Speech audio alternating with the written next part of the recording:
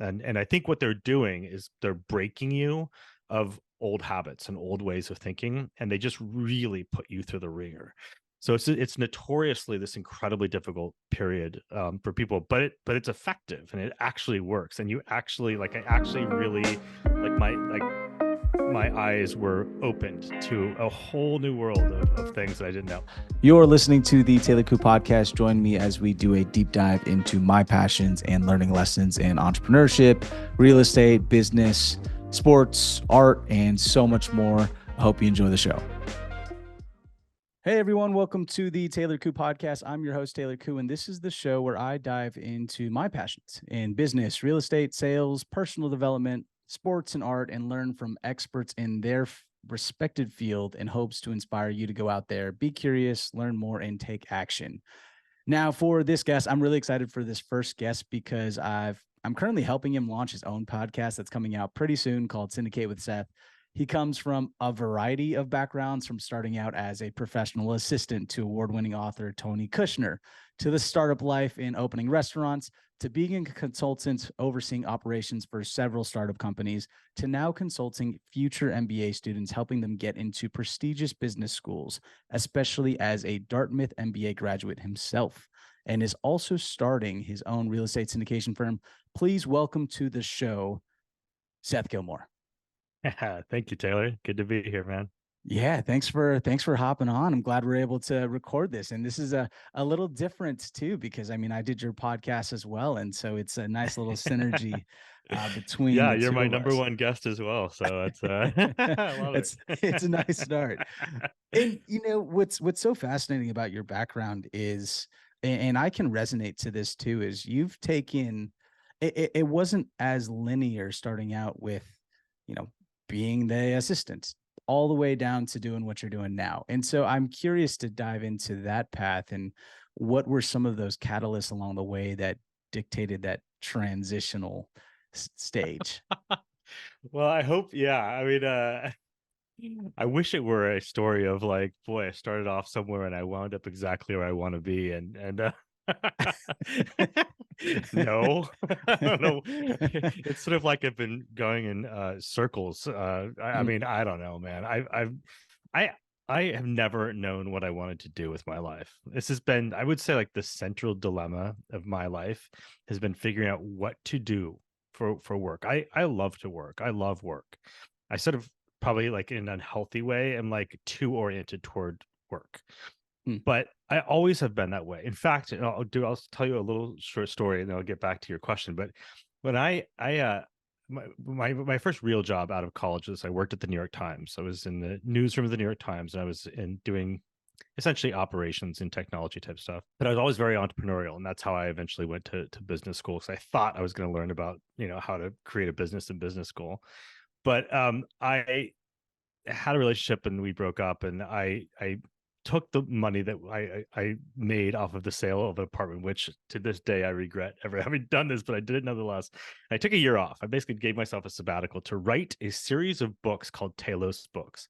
Mm. And the idea was this, is that I thought that you could be passionate. I was really into Joseph Campbell at the time, and he said, you know, he had this famous quote that said, you know, follow your bliss. And I thought I it was my sort of contention that you could be passionate about anything that you choose to do. Like you could be passionate about anything. I happened to be going through a lot of dental work at the time, which is a whole other story, but I decided Okay. to write my first book about dentists, about why someone would choose to be a dentist. And I loved my dentist at the time. She was this amazing prosthodontist and dentist. And I interviewed her, and she was really passionate about being a dentist. Like who in the hell could be a dentist? So long story short, I wrote an entire book about dentistry and Huh. why someone might choose, when they're looking at like all the things they can do in the world, to be a dentist. And I actually loved it. I loved it. It was a terrible book. I think I didn't know what the hell I was doing, but it was really interesting. Anyway, this is like a really, really long way to get back to your question, which is like, you know, this path that I've been on. Part of my problem in my life is that I feel like life is too short and there are too many things to do, right? Like there are too many possibilities. I have friends who essentially knew what they were doing in eighth grade and they stuck with it, you know. And they're still doing it. And I don't know. I don't want to, judge anyone's path or anything, but it's like, I just on the opposite spectrum end of the spectrum, which is like, I get really passionate about something and I super about that. And then I'm like, wait a minute, if I spend the rest of my life doing that, that excludes 20 other things I could possibly be doing here. So the problem with Okay. this is that I don't have great direction essentially. And I have just sort of jumped around to things that are interesting to me, and in some ways I think, maybe it's all conspiring to arrive at some amazing place where it's like having had this incredibly hodgepodgey kind of background, it will suddenly all turn out to be like the perfect background for the thing that I wind up doing, which is going to make my life make sense. But in the middle of it, I'm just like, I look at my friends who've been doing the same thing for 5, 10 years, whatever. And I'm so oftentimes kind of jealous. It's like, man, I could have been at that stage of some sort of company or some sort of development or something like that. So I don't know. Anyway, I don't even know what your question was Yeah. anymore, but it's No, sort it's of, fine. Yeah. it I'm basically is, it's been a meandering career up to this point. I'll put it that way. there's a lot to unpack there too, and I can resonate with that journey as well. Because I mean, even for myself, I've had 7 jobs in 7 years in very different industries, and I can relate with not, I guess, being extremely passionate about one thing, but having all these different interests. But I'm curious though, as when you were in each of those different positions and also just different companies, did you ever feel that you were in the right place and that this was exactly what you were going to do? Or was there always those questions that also came into it as well as like, I'm not really sure how long I'm going to do this? Yeah, good question. It's like I definitely have felt at various times throughout my career that when I was in a thing and doing it, I was really passionate about it. It was really just like made total sense to me. Like I was really, really into doing that thing. The problem is that that doesn't tend to always last, right? Like you sort of have those phases where you kind of feel that way about the thing that you're doing, and then it fades after, let's say, a year, right? And it's sort of Mhm. like the shine is just sort of no longer there, the novelty to it or something like that. But it's an interesting, and I don't know if this is quite answering your question, but it's an interesting thing. Like I've definitely had these periods where I don't know how to describe it. It's sort of like I was doing this thing this morning and this occurred to me, so I'll just sort of put it out there. I There are times when you feel like you're in the zone, and I felt very much in the zone in a variety of different contexts. During didn't even think I would talk about this, but I'll just say it. During COVID was one of my favorite times of my life, and Mm. and and the reason was I discovered something in COVID. I was locked in a basement in the in a basement, as many of us were, right? And there's just something about that. Like I didn't have the FOMO. That was one thing, I guess, which I'm constantly suffering through. But more than that, I discovered this thing called low code. And I am not smart enough or patient enough to learn how to actually code, Mhm. but I have throughout my entire career. I'm an operations guy. I love putting together systems and processes and putting all this stuff together. But then I've always had to go over to like the tech guys and be like, "Hey, can you build this thing for me?" And they never want to do that for like a variety of reasons we could talk about. But anyway, low code is this thing that allows me as the person building the systems and processes like that to actually build my own web-based sort of like process. Mm. And you could do this platform called Bubble, and I spent the entirety of lockdown in COVID learning this thing and just doing it. And I'll tell you, I woke up at 4 o'clock every morning and I went to bed at like midnight and I worked on it the entire day. And I was never tired for a single second. You know what I mean? Like it was one of those sorts of things. And I've had those things at other times as well, where I sort of just have felt so much like I was really in the sort of zone doing that thing. And I just love that. And I think that's actually, if I think seriously about my career and like what this hodgepodge all over the place, is it heading anywhere type thing, it is in pursuit of those times when you can feel like really in the zone about doing the thing that you're doing. And I think that's probably the most honest answer about what it is that I've tried to accomplish in my career. It's not been intentional. Sort of like now that I think about it, it's like, yeah, that's what I've actually been trying to do. But again, the problem is it's you don't do this in a vacuum, and eventually other things come along, right? Like you have to. It's great to do the low code stuff. At some point, you have to get someone to hire you, right? And that creates a whole other set of problems. You can't just sit in your basement forever and create the thing you want to create through it. So anyway, that's a different story, but That's what I find fascinating about it, though, is because you can dive into something very new and almost be obsessed with it, and then achieve it at a high level to then, either you do get hired, or you are consulting for X firm that you might not have some knowledge, but you can pick it up and adapt extremely well. And so I'm curious then, because that in itself is a transferable skill across several different industries. And I think it's a little bit of an underestimated skill where some people deem it as unfocused. Whereas I like to think of it as we're just really fast learners and we can adapt as quick as possible. But I love that version of it for sure. yeah. Yeah. And so was that also, I'm curious where the MBA school comes into play then, and why you decided to go to MBA school, Yeah. because and correct me if I'm wrong. I mean, you've talked to several different potential MBA students, but I feel like they go in there with a very specific idea of what they're trying to do. Yeah. Yeah. Okay. So why do people go to business school? So I'll first talk about why I went to business school. Uh, had been working at the New York Times.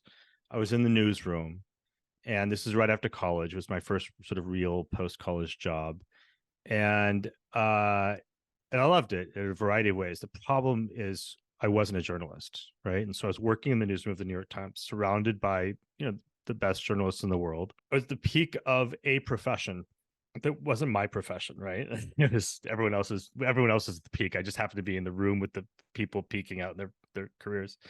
Anyway, I was very entrepreneurial, and it was sort of like, not to date myself, but it was like really sort of when the internet was really super taking off, like everything, Facebook was really becoming Facebook and all this kind of stuff. And I was very excited about it, but I had no idea how to start a startup. Basically, I had no idea how to start a job. So my idea, based on not great research, was that I would go to business school and learn how to start a startup, right? Like I'd learn how to be an entrepreneur. Little did I know that certainly the business school I went to, which is a great business school, did not know how to start a startup either, right? They're not oriented toward entrepreneurship at all. So, Okay. in fact, sort of actively not. So, Okay. so I frankly went to the best business school I could get into, which was cool, Tuck School of Business at Dartmouth. It's an Ivy League school. It's not M7. M7 is a sub, it's sort of like top 10, but it's not M7. And it's What's certainly not. M7?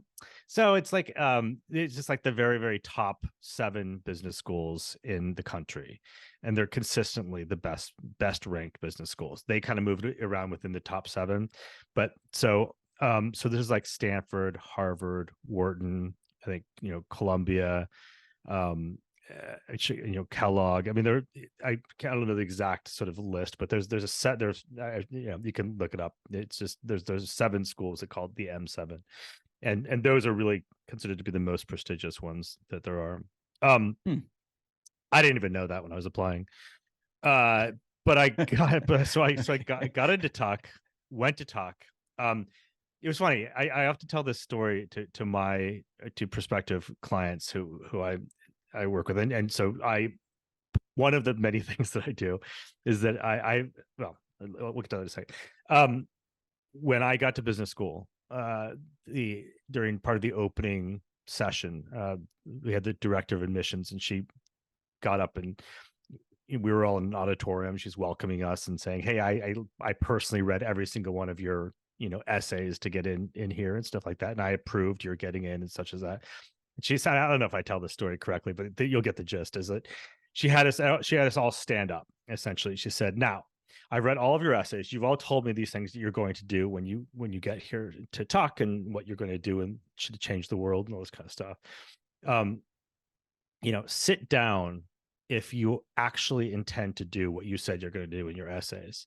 And like 3 people sat down. Whoa. So the point being, what you say in your essays and the reasons you say you're going to business school are very not often what you actually do intend to do when you go to business school. For me, I thought I was going to learn about entrepreneurship, but really I think what I was just doing is like I didn't know the language of business. I knew nothing about business at all. I just knew that I was passionate about it and that I had a certain talent at certain parts of it, operations, systems, stuff like that, but I had no language for it. And I think, and I'm really, really glad I went, right? Because I came out of it not with what I thought I was going to get going into it, but I came out of it with the language of business and with much more comfort around, talking business and understanding kind of, I mean, there's a lot that I don't know. I mean, I was never a finance guy. I'm not super like, I was always really intimidated by the capital markets class and accounting and statistics and all this kind of stuff like that. I always joke that, I learned the most in business school of anyone in my class because I had the furthest to go. I was a philosophy major undergrad and humanities. I was all into theater and stuff like that. I knew nothing at all about business. So I learned a ton. It was incredibly painful. And we could talk about that too.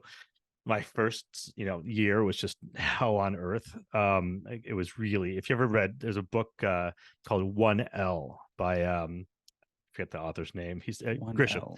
Grisham. Yeah. John Grisham, he went to Harvard Law. And he went through business school. He's a lawyer. I think he graduated and he's a lawyer. But I'm pretty sure it's John Grisham. He wrote a book called 1L about the absolute hell they put you through in the first year of law school. And I felt business school is the same, or at least it was at Tuck. And I think what they're doing is they're breaking you of old habits and old ways of thinking, and they just really put you through the ringer. So it's notoriously this incredibly difficult period for people, but it's effective and it actually works. And you actually I actually really my eyes were opened to a whole new world of things that I didn't know. Anyway, went through business school, came out with that kind of perspective and those we could talk about that, but I guess back to your point of like, why do people go to business school? So a lot of people don't know. They go to business school to figure out what they want to do. And I think that's actually a really valid reason for going to business school, because you don't know what you don't know. If you're one of the smart kids, which I wish I had done something like this, and you graduate from undergrad and you go get a job working at Bain or McKinsey or something like this, as an undergrad. So you're like a consultant. That's a great way to learn a lot about business school. And for those types of people, they kind of have a better sense, or if you've gone into banking or something like that. But for a lot of us, like we don't know what the hell we're doing. I wanted to be a playwright when I graduated from college, and so I really was sort of like on a weird, different kind of path. But business school is just this great like place to really orient yourself to the world of business, and it just exposes you to like what's actually going on out there, and it begins to kind of make sense, like stuff that you kind of heard about all your life or whatever like that, and it begins to sort of give you like a sense of like, here are the things you can do in this world. Now it's not perfect, and I have lots of issues about it too, but I think that a lot of people do go to business school for that reason, in order to kind of figure out what it is that they're doing. That is a separate thing from how to get into business school, which I'm happy to talk about. You don't want to say, I don't know what I want to do. Business schools don't want to hear that, even though that's the truth. So anyways. And we'll dive into that in the action items episode, because this episode it'll be all about you. And as a follow-up question, then, do you still keep up with any of your fellow MBA grads that went to Tuck, and how have they been doing now? Because and I'll frame this in a way, because I've thought about business school as well, and that was also sort of the plan that never came to fruition. So like I studied engineering, and then I wanted to the idea was I can learn how to build a product, and then I can go to business school, and then I can get a higher salary, and then I'm coasting off into the distance with just a bunch of money. Nat, did you see, like, from, and I guess this is kind of like a personal question too, but like for your fellow peers and colleagues, how have they been doing, both on a salary perspective, and then also have they accomplished what they said they were going to accomplish too? Yeah, so I do keep in touch with quite a few, a lot more people from business school than I do from undergrad, actually, because that's kind of the point of business school. So and we can, one of the main, there are three reasons to go to business school. Well, actually, the first reason to go to business school is to get in, right? It is largely about getting into the best business school you can, because no one cares how well you do at business school once you get there, right? They want to see the brand name on the resume when you're applying. So that's the case for many, many, many jobs. Did you go to a top 10 school or an M7 school or a M7 Stanford, school. Harvard, Wharton, something like that, right? So Mm. that's really the actual reason to get to business school. And frankly, most people sort of figure that out pretty quickly, and they realize once they get in, it's all downhill from there. Oh no. Yeah.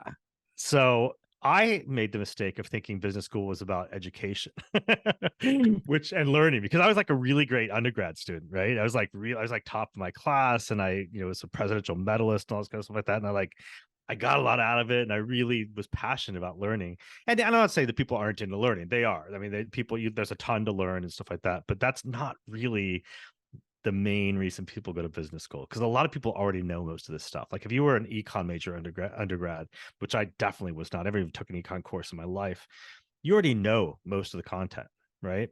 So you're not really going there for that. But the really, really the most valuable piece of business school, actually, apart from the brand name, is network, right? It's the people you meet in your classes. And that becomes your network for the rest of your life, like your most powerful network. So for me, I'm not saying like I'm the best. I keep in the best touch with people, and I think people go about their lives and they have kids and all those kinds of stuff like that. So you kind of like people drift apart, but I think that you know uh people, I've definitely kept in touch with a key group of people, and I feel like I'm pretty sure that at various points in my life those people will probably come back, or they'll be key at some point, whether it's getting a job or doing sort of a joint, like creating a company together or something like that. So there's all this stuff. The other thing about, just as a side thing, when you go to a business school, and particularly, frankly, a brand name business school, but even, if you're like a regional brand name or something too, you can go kind of anywhere in the world and look up the alumni network there. I was just reading an article the other day. It's here in San Francisco about this guy, and he's doing this thing that's in real estate, which I thought was really interesting. And I was like, oh man, I'm going to go follow his company.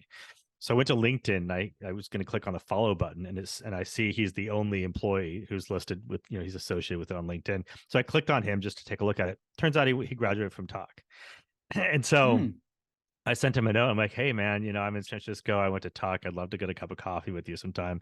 And he literally just wrote back to me, and he's like, hey, yeah, let's do it. So that's super cool, right? Like Wow. that is super, super, super, super valuable. And if you're ever trying to get a job somewhere, you can always call up someone and say, hey, I went to Talk. So did you. And that, and some schools, I don't know if this is true. We always, Talk is, we tell ourselves that we are best known for being like super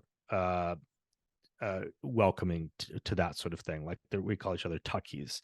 And if the Tucky ever contacts you, generally people will contact you back and at least get a cup of coffee with you or something like that. So anyway, are people, I think your question though was, are people, where are they at this point in their careers? Like I'm about a little over 10 years out of business school. It's a good question. It's a good question. I mean, I have friends who, it's kind of all over the place. It's I think most people, I would say, are, and maybe I don't know this right, but most people are on a trajectory, right? It's a tricky thing because I'm very much not on that trajectory, right? Like I have not taken the right path, the correct path after business school, and there are many ways in which I sort of regret that. Like I wish I had gotten the memo that, like for example, the best thing that I should have done is gone into consulting right after business school, because that opens up a whole new world to you, a whole new network. It sets you up for other things as you sort of go. And I have friends who did that, and they're very, very well positioned for various things in a variety of ways. Again, I go back to thinking like, well, I kind of did what I was in my heart, and I'm hoping that eventually turns out. But I think what most people do is they're smart, right? So the whole point of business school, you get in, when you first get there, you recruit for a summer internship between your first and second year. That should be your entire focus during that first couple of semesters. I did not get this memo. And so but then so what you do is you go and you have that internship, and then if all goes well, you get an offer at the end of the summer, and they say, yeah, come back when you graduate, we will hire you at an MBA salary. And so you go back, and that begins like your sort of career. And so then second year you just skate, right? Because you've already got a job. And they Mhm. in business schools know this, right? Second year is kind of a joke, right? It's like it's all electives. It's like soup. Like compared to the first year, it's like super easy. Like it's just, people are skating. This is like when you focus on, let's say, networking, or AKA drinking a lot of beer, right? Because this this is Whining like, and dining and yeah, just it's totally. I mean, this is really how business school actually works, right? So, and definitely no one gives a damn about your grades or anything like that at that point. It's like, oh no. So, so that's what you do, and then you start in on that sort of thing, and then people kind of go from there, and they generally will do that job for a few years and then kind of move up in that organization or whatever. So I have lots of friends who went to Amazon right after, and now they're sort of like they've moved up the ranks and stuff like that. But I don't know, I haven't really, I mean, um it's a good question. I think for the most part, I mean, this is, just to be straightforward here, you know uh most of my friends, um I think, you know, I would say they're, I shouldn't even say this and quit, but three or $400,000 a year at this point, I that's would yeah, guess. yeah, that's not bad. Right. I mean, Well, not that's just the only measure, but that, I think that's kind of where they are in their careers. I'll put it that way. Is right. they've moved into upper middle management. Maybe I'm over, maybe it's a little bit too much, but probably kind of around that mark. And that's one way of sort of like saying, where are they at this stage, Right. And I think they're kind of at that point in their careers and sort of moving up toward, upper management at this point. So again, That not everybody, but Yeah, and there's a few things I want to unpack there as well, is because well, first off, I mean, the fact that you're able to get into Dartmouth, I mean, and expand and really utilize that network, I think that is absolutely invaluable. I know that people will say like, "Oh, your network is your net worth," and it sort of becomes a very easy saying. Even like, I mean, we hear it in fraternities and Greek life, like, "Hey, you have your Phi Delta brother." Not said I'm not part of Phi Delta, but I'm just saying that was the first thing that came up to mind because I have a friend that's part of Phi Delta. But mhm. now that you're part of that community, and then you're in that network. But this network, it almost seems like everyone has sort of been through the ringer, and there's sort of that mutual understanding of what y'all have gone through. And I think there's that mutual respect that y'all went through it together. And so there's that, a lot of just that emphasis of just focusing on yourself and building value for yourself in order for you to then network with all these other high performing individuals. But I think the other reason of why I asked that question, and honestly, it was kind of almost coming from me as well, and even just seeing what's going to be happening for the younger generation, is I think there's a lack of clarity to figure out how to, let's say, survive in San Francisco on the current salaries that we're seeing now. I mean, everything is so expensive, and I feel like even just the younger generation, it's going to be I mean, people are just going to have to get a lot more creative with their side hustles. They're going to have to really hustle hard in order to make that money in order for them to live in these expensive areas, which I don't anticipate going down anytime soon. But it brings me clarity just to at least really see business school for what it is, because I mean, everybody talks about it, and everyone, I feel like, just has this understanding that it's, yeah, you're gonna get a Yeah. higher salary at some point. But It's interesting. So a couple of things. I mean, being in San Francisco, since you mentioned it, I think this has changed, but I remember when I first graduated and came back here to San Francisco. There was a guy who graduated a few years before me. He was kind of a little bit of a mentor to me, and he's like, he was in tech, and he had been through Y Combinator once, and I was helping him on the second company a little bit, which he eventually took through Y Combinator again. He's like this really great entrepreneur. Um, and he said to me at one point, "Don't tell anyone you have an MBA." And huh. like when we're talking to VCs and stuff like that, and it was interesting. And it was like, and he said, "Listen, that degree is not valued out here. In fact, it's sort of going the other way on just sort of higher education in general, right? There's sort of the whole, even today, there's really kind of this anti, formal education thing. And I get a lot of the reasoning behind that. But in particular, I think in the startup kind of world, the view of the MBA was that was the wrong set of skills that you needed to be successful as a great startup person. And I think there's a lot to that, frankly.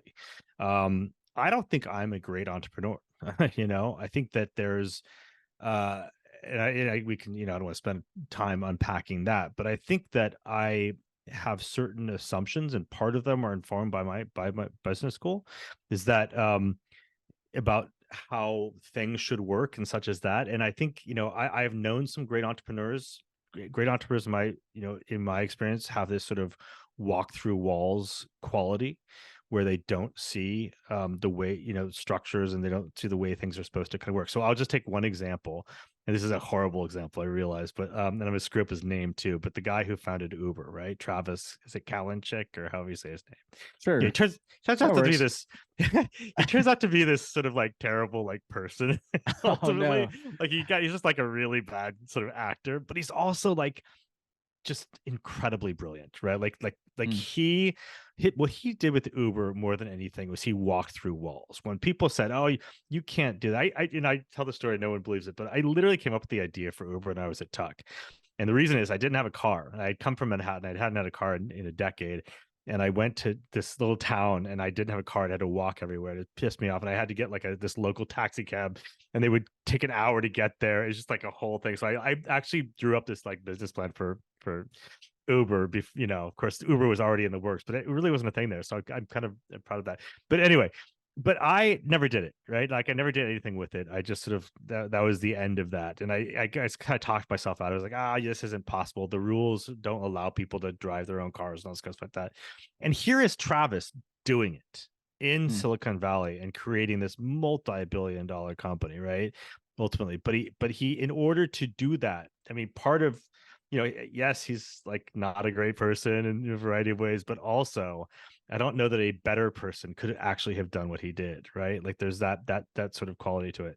So, um, gosh, we are so far afield from whatever you asked at No, this you point. no, but this is good. I mean, we're just going along with the Okay, all flow of right, the conversation. yeah, That's all also right, like how I want these podcasts to be, yeah, is just to okay, be more yeah, free flowing. And yeah, because okay, I'm learning a lot too, and I'm also realizing a lot more about well, not only business school, but even just entrepreneurship in general. Because yeah, something that has always been a struggle for me is just the like I can understand the skill sets that you get from MBA school and how that can apply, but I feel like there's also a different personality that also comes into play that I don't necessarily know if you can just learn that personality to be able to become that entrepreneur that's thick-skinned and just goes yeah. with the flow. Like, Yeah, I think that so but back to your original question, which was sort of about the value of the MBA, I think, in the kind of world too. But yeah, since we're on this too, let's talk about that. I mean, the the the the MBA mindset, and this kind of is relevant to that, right? And back to like why the degree had not been for a very long time valued in Silicon Valley. Silicon Valley and the whole like Y Combinator thing, which is a whole other set. Like it was interesting. The guy who went to sort of work for, who had gone to Tuck and then had taken this company through Y Combinator, he was like, he said the education I got at Y Combinator was so much more valuable than anything I got at Tuck, because they really taught you how to actually build a company. Like one of the values at Y Combinator is like, don't build something. I can't remember what it is, but you have to make something that people want, right? The whole lean startup thing. Like there's so much money that gets poured into these ideas because people think it's going to work. And the only thing they forgot to do is ask if anyone will actually buy the product, right? So that's where the lean startup movement came from, mhm. which is to say the first thing you have to do before you build anything is to go find out if someone actually wants, if you're actually solving a problem. And you have to go talk to customers. Now, that's whether anyone actually does that or not. That was sort of the ethos of it. That is now, I think, probably taught in business schools, and that's part of kind of what you learn there is how, that's how you do entrepreneurship. But I think that the business school, the MBA sort of mindset, at least mine was, well, I'm just going to do studies about it. I'm going to write these big PowerPoints and about why it should work and do all this kind of like stuff. And that seems to be doing the work of entrepreneurship. And then you put, and I didn't put, a ton of, well, I did put money into things. I did do this a couple of times, put a lot of money and a lot of time into a few ideas, ever since I graduated from business school. And I went about it in a very sort of MBA-ish kind of way, which is to say, everything, I had very slick presentations. I had all this kind of stuff going. And the one thing I had never done is to ask if anyone actually wanted what I was building. So Okay. so I think this is why now nowadays my understanding is that the MBA is a little bit more respected for the following reason. It is less the Wild West in terms of in San Francisco and in Silicon Valley. It's less the Wild West that it was, right? Like back in the days when you were starting Facebook and stuff like that, like these were kids and they had these wild imaginations. They had no sense of limits. And that was the whole point. Like you just run with an idea and like, they were sort of in touch with what people wanted. And there was so much that uncharted territory in terms of all this stuff like that. And so that kind of like, the world, there are no limits there, the run with things, and just break things. What's the thing they say, go fast and break things, because it's a new world, right? You're like a frontier, and it's like just stake out this ground and go out this stuff.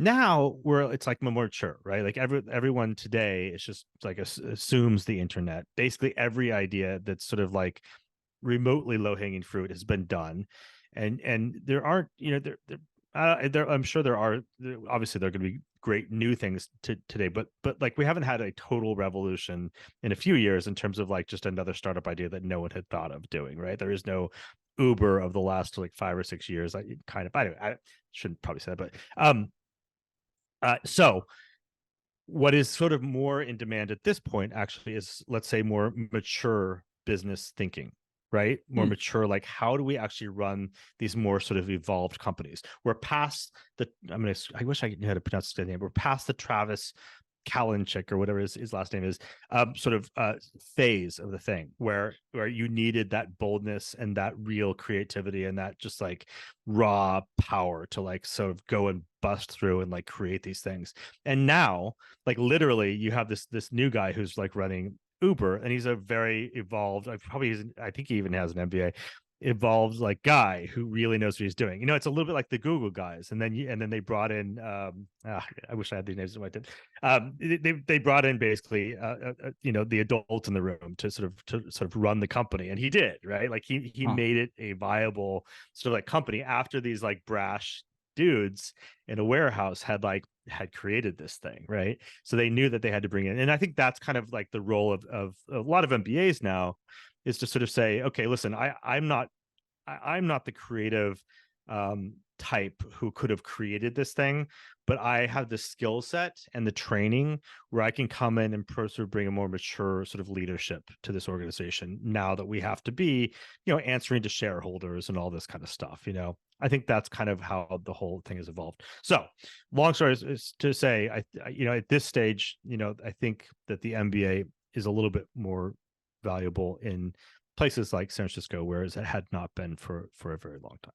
Where they take it after the startup phase and then they're actually just operating, scaling, and Exactly. Sure it's Exactly. Yeah. So right, and that's yeah, right, and that is actually like the super common thing too, and that's actually where I had been for a while, kind of trying to figure out where I could insert myself, because you have like in venture capital, you have like early stage, which is like a couple of people in a garage, building this thing and living on top ramen type thing, and then once you've got traction and you get some funding and stuff like that, oftentimes that's just a known thing that the original founder or the people who were in that startup team are not the people for the next phase. They're not the people to bring it into the Series A, right? And so they kind of take a secondary role, or at least they install someone who is actually sort of running things from that point on.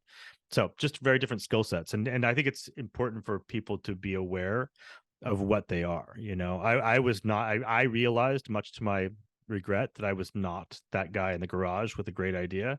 I just I had lots of ideas, but I could never figure out how to get them off the ground. But I think that I would be good at sort of taking over an existing thing and sort of like then doing process improvements. Like that's really my skill set, is evolving and creating better and better systems. And so I think that's kind of oftentimes how that works with startups these days. Got it. And so I don't know if this is going to open up a wound or anything like that, but I would love to get granular about one of your ventures with Kygo Kitchen, or is it Kigo Kitchen? Kigo With Kitchen, Kigo yeah. Kitchen. And even just talking through just some of the practices and skills that you've learned in MBA school, and the things that you've learned within opening up Kigo Kitchen, Yeah. and how they have somewhat related, but then also some of the differences in some of the foresight that you didn't necessarily see with Kigo. Oh man, that is a can of worms. Oh no. We can do one sentence. We can do one sentence. No, it's fine. It's fine. I mean, I'm trying to think of what's relevant here, because there's a whole damn thing there. So I'll just briefly tell the story. So after I graduated from Tuck, I had failed to get a summer internship. A buddy and I, he was from India, and he was also very entrepreneurial, and he and I decided to create this company. And so we went to India for the summer. So this is why I sort of say, like, do I regret my life or do I not regret my life? Because we had an amazing time. Like, I would never have gone to Mangalore, India, in the jungle, trying to create this like all natural product. And like, he and I still talk, and we're still like great friends, and we still talk about it to this day, and we still think someday we got to get the team back together and do another thing. Yeah. So Yeah. right. So he's out there. Actually, he's a great entrepreneur. He's killing it over there, and he's back, and he's in Chennai. And I've gone to visit him a few times. Anyway, so long way of saying, I failed to do what I was supposed to have done, which is to secure myself a job after business school. And so I graduated from Tuck. I came out here to San Francisco, and I worked for this guy who had graduated a few years before. Again, he was headed toward Y Combinator for the second time, so I kind of wanted to hang out with him and learn from him for a while. At a certain point, I needed to start making some money, so a friend of mine got me a job at Intel, which I was appreciative of. But Lord, there's no better mismatch than me and Intel. I'll put it that way. So 6 months into it, a classmate of mine, who's actually in my study group, was up in Seattle, and he had been working for a couple of years, for both years when we were at Talk, on this idea for a fast casual restaurants were sort of all the rage back then. So Chipotle being the biggest one, right? So fast casual, just people not familiar with it. Traditional restaurants had been, you go in, you sit down, they serve you your food. Fast casual, now everybody expects this at this point, but is sort of like, it's nice food. It's not fast food. It's not McDonald's, but it's served to you very quickly, right? And sometimes you sit down, sometimes you just take it to go, or like that. So it's kind of this blend between quality food and the speed of service. So fast casual. So anyway, he had this idea to do a version of Chipotle that would be the Asian version of Chipotle.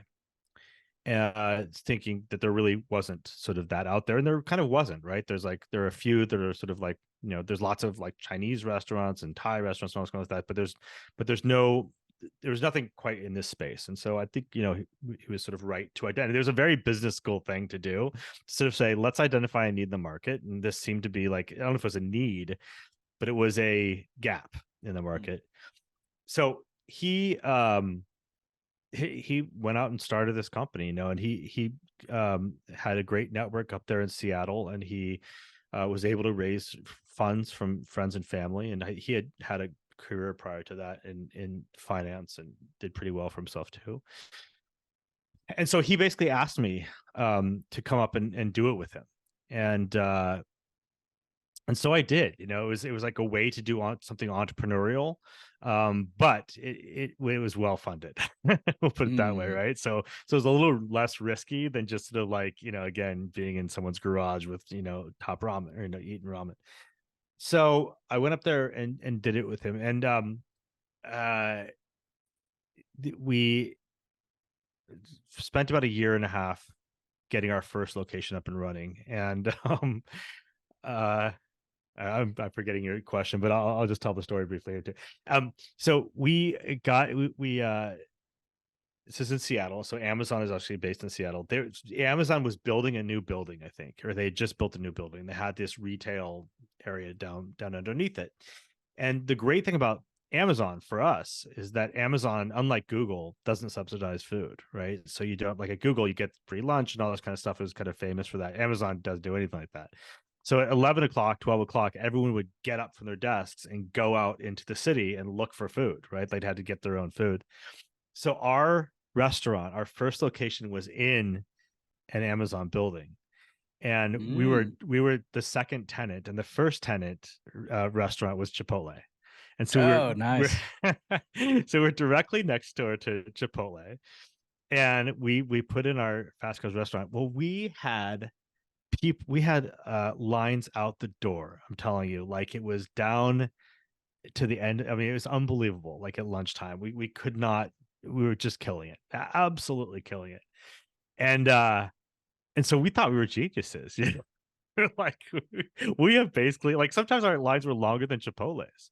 We're like, we have beaten Chipotle. It's its own sort of thing. And Yeah. so the problem was, then we opened a second location that was not in an Amazon building. It wasn't even in South Lake Union, which is where Amazon is. And crickets.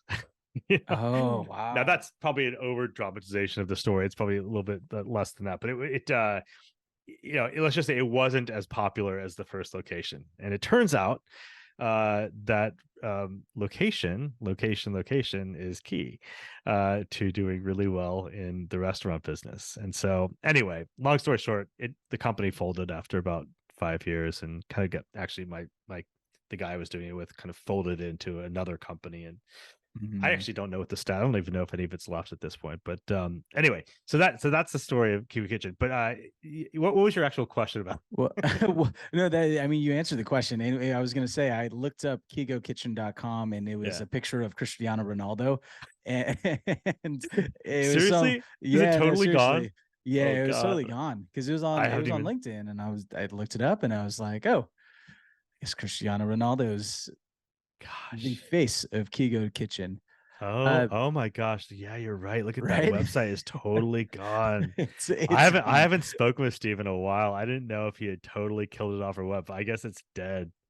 Completely dead. But you know, I think I still give a lot of props and efforts to even just go down this entrepreneurial route because you know I, I I mean I think it's safe to argue if you didn't go through that then you wouldn't be where you are right now, Yeah. right? Yeah. And is that what created the influence and inspiration with just knowing location and then now switching over to real estate or No, God, no. okay, No, not at all. Not at all. I mean, you'd think that would be a good story, I guess, yeah. right? I should probably say that to me if I ever put together a See, thing. I'm coming up with your pitch. I'm coming up I with your bio appreciate that, right man. I now. appreciate that. It's so funny too. It's funny how you piece together, kind of talking about, this is related to this thing I did this morning, but there's a lady in this, actually, it's kind of relevant. There's this lady in this thing this morning. She said, your past never makes sense to you until you figure out your future, or you're looking back or something like that. But you're right. Like maybe it did. And maybe that actually is a good point. That understanding of the value of location, like understanding that, maybe that is important. It's funny too. In my last job, which was at a venture capital firm, I wasn't doing venture capital. I was doing real estate essentially, and I was building these offices for them, and sort of, and it was, sort of venture capital, but that was a lot of it. And I use that now to sort of talk about my real estate. It's just to say, hey, I've sort of been around real estate for a long time, and I guess so. Yeah. So anyway, there's I guess some of that's pretty relevant. And as you were talking about your background too, it clicked for me as to why you want to go towards more asset management. Because I mean, you even said it yourself. You don't necessarily want to be the person that just breaking things as quick as possible. You want to figure out how to operate and scale. And I mean, to a certain extent, that's exactly what these commercial real estate syndications are about: is being able Yeah. to Yes. maximize and maximize profits, and then capitalize on any operational inefficiencies and Yeah. scale them to Yeah. whatever they need to be. So it makes so much sense now after. Totally. So I'm really happy you keyed in on that, because you're exactly right. And if that is a really astute observation, and that actually is the truth about why I think I'm so passionate about this thing. And in particular, it's syndication. And what the piece of syndication that I like in particular too is, so like I said earlier, I discovered I'm not a great entrepreneur. Like I'm not the guy. Like I have lots of ideas. I used to have lots of ideas, but I just didn't know how to walk through a wall and get that thing done. I'm much more of a, like, I follow the rules a little bit, right? Like I work within the guidelines of the thing. And I'm half the time I'm creating those things. So I'm very, very much a believer in, like, you should follow the rules. If I'm going to create the system, you need to follow the system. Which doesn't work great at the early stage, but it works great at sort of the later stage. I love nothing more, and I've always said this, that I love getting dumped into a messy situation, and sort of the messier the better, as long as there's traction in this sort of thing, and like we have a going concern here, like there's someone interested in buying what we're doing. I love nothing more than being like, I can make this thing run a lot better, right? Like that is Mm, really the essence of me. And I love getting my hands super dirty and getting into it. And I've done this ever since my first job at the New York Times. It's like, I love to just get like really deep into the weeds of a thing. And that's the only way I've ever known how to do something, is just to get dirty, get my hands in it. And then what happens to me is, I get pissed off. It's like, why are we doing it like this? This is really, and it really, I feel it internally. It's like, this is making me sick to my stomach that we're doing it this way. mm. It's got to stop.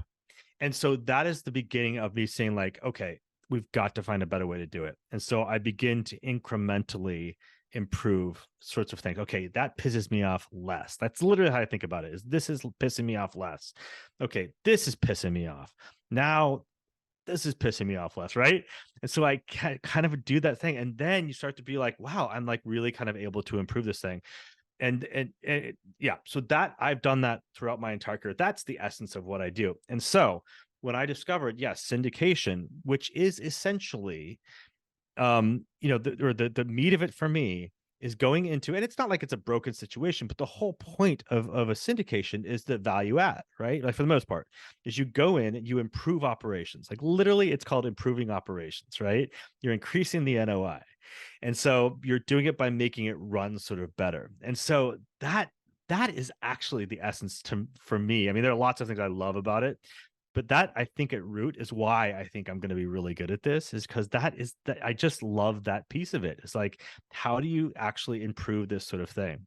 Maybe it won't turn out to be that way, but that's the theory No, we're of what I manifesting like it. it. It's Yeah. gonna happen. It's All gonna right. All happen. right. All right. All Yeah, right. you're All right. just in the You tell beginning me. stages of it. You tell me. You know more about this than I do, but And yeah. I'm Yeah. excited to see what asset classes you're going to dive into as well, because I mean, each of them, each business plan has its own little nuances. And I mean, now you're starting to hear, I mean, now you're starting to hear so many people syndicate different types of things. Yeah. Well, granted, some are not even real and now in a huge court case, but for the most part, I think it's still a great investment vehicle and and still a need, right? Because I mean, at this point, these larger institutions with big money, they don't have the infrastructure to have that value add. They can just pour money into it, and that's it. And Yeah. that's where people like us can Yeah, and advantage of that. it's an interesting thing. If you kind of, I was thinking about this as kind of the macro a little bit, about like, what essentially is syndication doing? And there are lots of things you could say. It's taking money out of Wall Street and putting it back on Main Street, all this kind of stuff like that. There's lots of things you could talk about, but one of the things that it does for the housing industry in the country is it's a way of going around and revitalizing housing. Right, like you have a class B that it was, in the 1970 or whatever, is 1980 or whatever the cutoff is, right? But you have this sort of like thing, and the whole point of this syndication really is to add value to it, to bring it up a little bit. Now you're also raising rents, which is another piece of it, but really the point is to continuously kind of improve upon these buildings. And I'm not saying it's all charity here, of course, but that there is there's some value to that, right? Which is like, how do you keep infrastructure, housing infrastructure, continuously kind of like refreshed? And one way to do that is you have these groups of people who come in, and that is their whole business plan, is to actually improve this place incrementally, right? So that they can extract some value from that. And the people who are living there can continue to live in nice ways. Otherwise, and frankly, we've seen a lot of this in San Francisco, right? Where you don't have these incentives, and you see a lot of these buildings where it's just like there is no incentive for anyone to put any money into this building because you can't raise the rents. Now Yeah. there are good reasons for not raising the rents crazy too. And I listen, I benefit from rent control and I kind of enjoy it. There's a 3% limit on how much it goes up every year for me. But but on the other hand, there aren't people pouring a lot of money into improving these buildings, and it kind of comes through, right? Like it's no Well, one's and investing in San Francisco. and I think that's also the case as to why real estate is so heavily favored, even just within the tax code as well, is just because these local jurisdictions and these and the government can't essentially keep up with the upkeep of all of this housing and the need for housing. And so the whole idea is to incentivize people to fix up these properties and continue to invest in these communities so then they can have nicer buildings or whatever. I mean, Yeah, it's there's a cycle. I mean, it needs to be constantly recycled and reinvested back into the economy so then we can yeah, still keep up with it. And so, I mean, syndications, I mean, to your point, I think it definitely adds value to the community. The only challenge though is there's been some syndications where, it's almost like lipstick on a pig, where they're continuing to just do yeah, some random cosmetic yeah. renovations, and then they're going to boost up rents even though just the actual bones of the deal isn't that great. And so I think Interesting. there's definitely an ethical standpoint to it too, because like, are we going to raise rents for these these people living in these C class assets that don't necessarily have the greatest income, but the argument I guess is like they have more a better shower and they can. Yeah. Are you doing the value add as thin as it is just to justify raising the rent essentially, that sounds like that probably happens quite a bit too, right? Yeah, yeah, The lipstick and not the yeah. and it's sort of, I mean, granted, like it became really popular. I'm not saying this is across the entire industry, but you Yeah. definitely see it. I mean, it makes Um, sense though, right? Like the less actual money you can put into the thing, but the more you can justify raising the rents, it's kind of like it kind of does make I'm, sense, right? I'm profiting like a ton, and my Right. investors are profiting a ton, and so it's Yeah. yeah, Yeah. it's No, it's a balance. it's a good point. And this is actually one of and I have heard that criticism too of other people who are being critical of Syndications. syndication, for sure. So yeah, that's a really good point, right? Like what is the story we're telling ourselves versus what are you actually sort of doing? Um, that's actually one of the things, and not to go down this sort of path, but like it is one of my like as much as I love the theory of why I love syndication, which may or may not actually turn out to be true. Um, the one thing that's about syndication that's always kind of bothered me is just the idea that you do go into this thing, do your value add, you have a business plan for 3 to 7 years, maybe it's like 5 to 7 years, and then you get out and you hand it on to the next sort of like group. And I don't know. I've always been like what I've always loved about the idea of entrepreneurship is building an empire, right? Like I want AUM to just like continuously grow, right? Like that's my thing. And the thing is, like even someone like Joe Fairless, is it like three billion AUM at this point? Like if he stopped, in 5 years his AUM would be zero. Because I mean I don't know his actual deal, but like even someone like that, there is a time limit to these sorts of things. And so part of me is like I want to buy and hold. That's really what I want to do. And in that sort of sense, I feel like you improve the operations of something, and then if you can figure out whether you do it whatever, a cash out refinance and then hold on to the property or something like that. But like that just seems more ultimately appealing to me. I'd rather have like lots and lots of properties that I like own essentially, rather than just sort of like these are things I have passed through me anyway.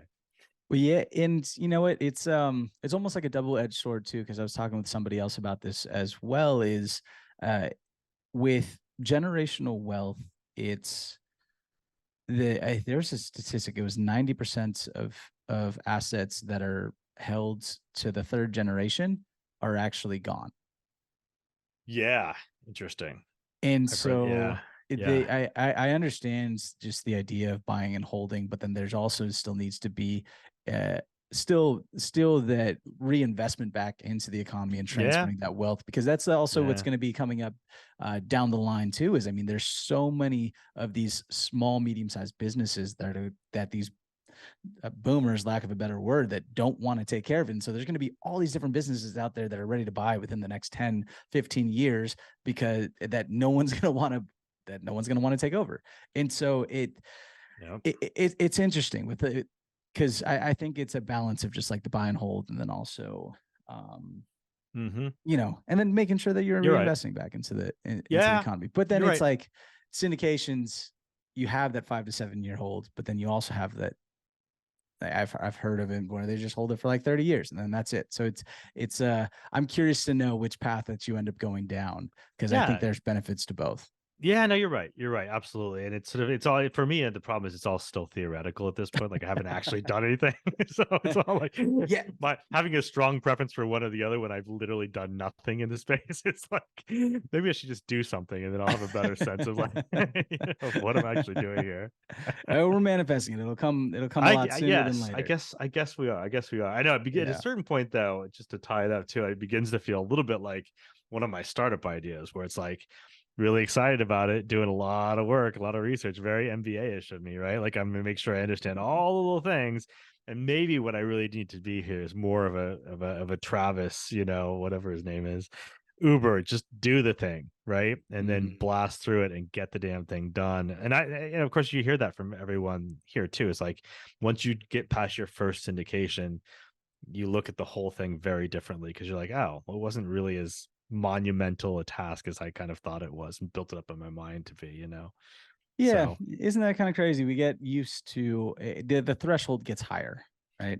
But I will say we are way over the first part of this series. And actually, I have one last question, and this is all more right. just for comical reasons. Who's the rival for who's Tuck's rival for business school Oh, that you guys are always competing with? right. There isn't one in particular. I mean, it's yeah, there isn't one in particular. So you kind of, if you go to, there's a list of like, let's It's say all MS7. well, it's top 15. There's a top 15 list essentially. That essentially doesn't change over time. The top 15 business schools. So there's basically there are a few different categories. There's the Stanford, Harvard, Wharton. Those are three Top rivals 3. with each other. Then there's the M7, and that expands it to things like Columbia and Kellogg and MIT and a few others. I'm not sure exactly what, but that's a pretty static 7. Then there's the top 10, which Dartmouth is often really part of. Sometimes we're number 1 according to the Wall Street Journal, and sometimes we're number 3 or 7 or whatever. Usually in the top 10. And then it goes out to like top 15. Now, not to be like a total, like not to say anything about schools that don't rank top 15, but there is these are sort of the non-brand name schools, just to be honest with you, right? Like when you Gotcha. fall off the top 15, you're a non-brand. So really that's kind of it. Here's the essential truth. And if anyone ever from Tuck ever listens to this, they'll probably kill me, but business school is basically the same. You're not going to get a radically different experience going to Harvard or Stanford or Wharton or Kellogg or Columbia or Berkeley or anything like this or Dartmouth. It's essentially the same idea. You're getting the same thing. Now you'll have a different experience. You might get different exposure. You might get different people and all this kind of stuff like that. But fundamentally, you're getting the same stuff. So people kind of tend to be like, they've got to go, and I get it, right? Like I was the same way. I wanted to go the best brand name I possibly could. And that's basically the name of the game, is getting the best brand name you can. The reality of it is that in terms of what you actually get out of it, there isn't a huge now. Yes, if I told you I went to Harvard Business School, it's more impressive than having gone to Tuck. It just is. Mm. And that is a real difference there. And I didn't go to Harvard, so I can't say like what that education sort of was. But I know lots of people who did, and they're great people, but they're not geniuses. They just, I mean, it's like there's 1,000 people in every class, right? It's like I think there's 1,000 people in every class. There was 250 people in my class. So, it's